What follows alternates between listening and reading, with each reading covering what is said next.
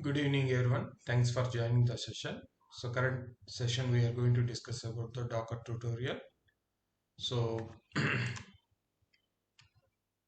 the course content we'll discuss through entire the course is Docker overview, benefits of the Docker container, Docker architecture, Docker commands, creating Docker images, and multi-stage builds, Docker volumes, and Docker network, Docker compose, and Docker registry. So now we see about the Docker overview.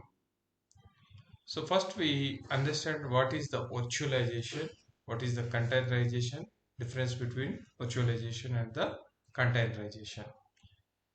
So understand the virtualization. So nowadays it is very common we use virtual machines to to deploy the applications. So the virtual machine is a computer file typically called an image which behaves like an actual computer. It runs in a window much like another program, giving the end user the same experience on a virtual machine as they would have on the host operating system itself. Multiple virtual machines can run on same physical computer using Hyper-V, VMware, Gen KVM. So in the virtual machine, the order of structure is guest OS, dependencies, and applications. So where already the physical machine is having the OS, on top of that the virtual machine also having the guest OS. Now we understand about the containerization. So containerization is an approach to a software development in which an application or service, its dependencies or its configurations are packed together as a container image. So you then can test the container applications as a unit and deploy it as a container image instance to any host operating system. Deploy those containers across the environment with little or no modifications. So these container images you can deploy any environment with little or no modifications. Container also isolated applications from one to another on shared operating system. Containerized applications run on top of container host which turns on the OS, Linux or Windows. Thus, the containers have significantly smaller footprint than the virtual image. Why? Because of in container image we are not carrying any guest OS. So that's the reason the containers have significantly smaller footprint than the virtual machine. So the difference between the virtual machine and containerization is in the virtual machines you can deploy the application and the container also you can deploy the applications. So their dependencies and applications will be there in the container.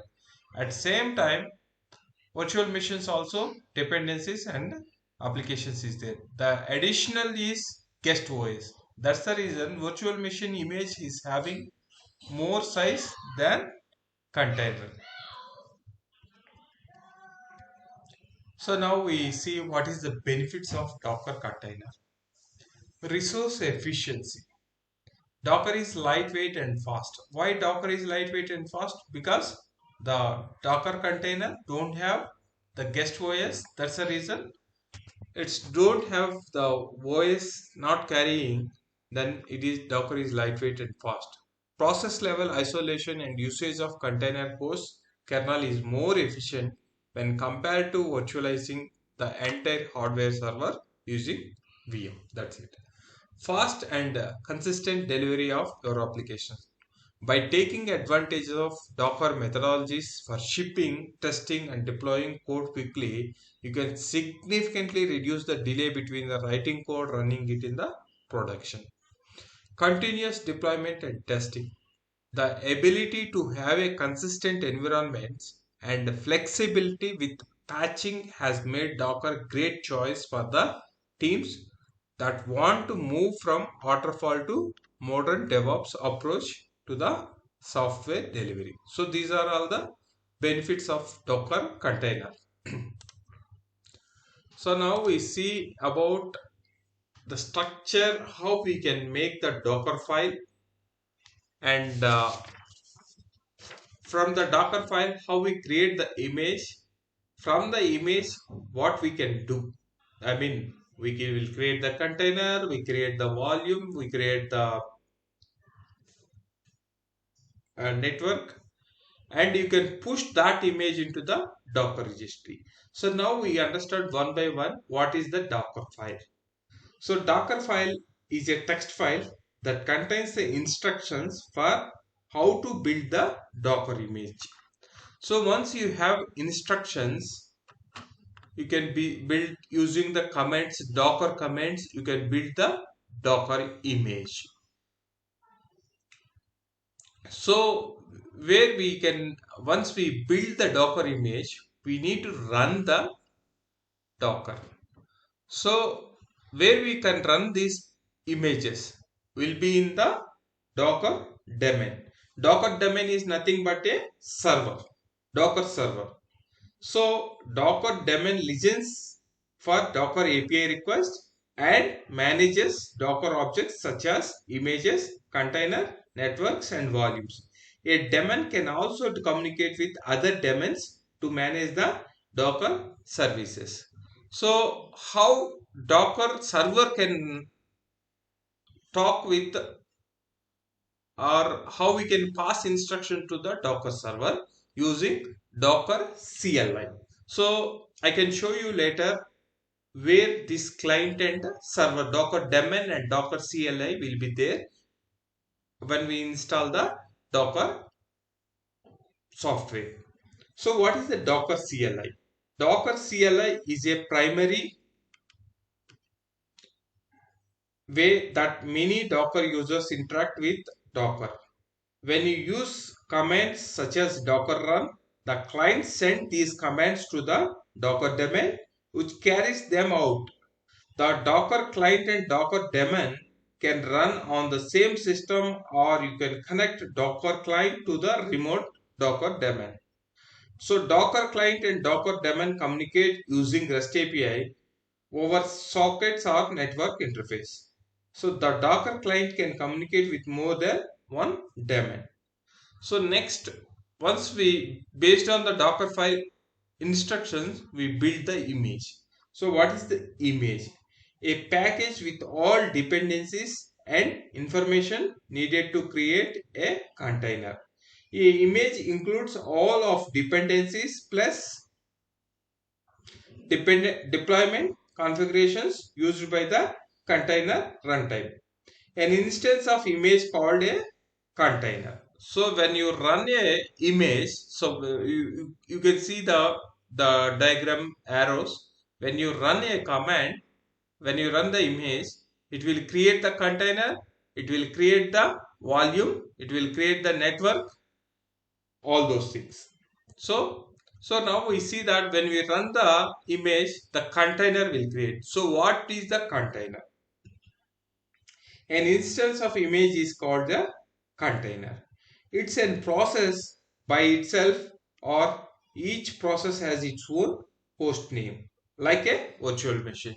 So container is nothing like a virtual machine. So where you can run, or you can stop, or you can start, or you can restart the container. So that is the container.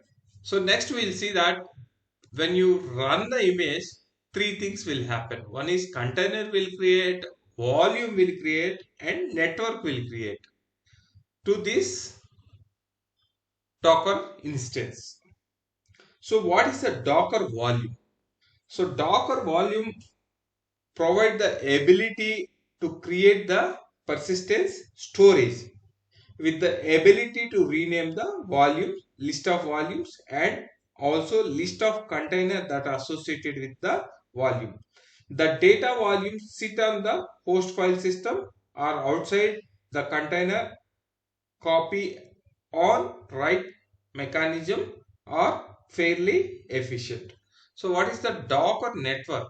So why we need the network means when you want to communicate with two Docker instances, that you need to have the network. So that is nothing but a IP. Docker implements networking in the application driven manner and provides the various options while maintaining enough abstraction for application developers. By default, you get three different networks on installation of Docker is none, bridge and host. So this is about the terms we use in the Docker architecture. So Docker registry. Next one is Docker registry.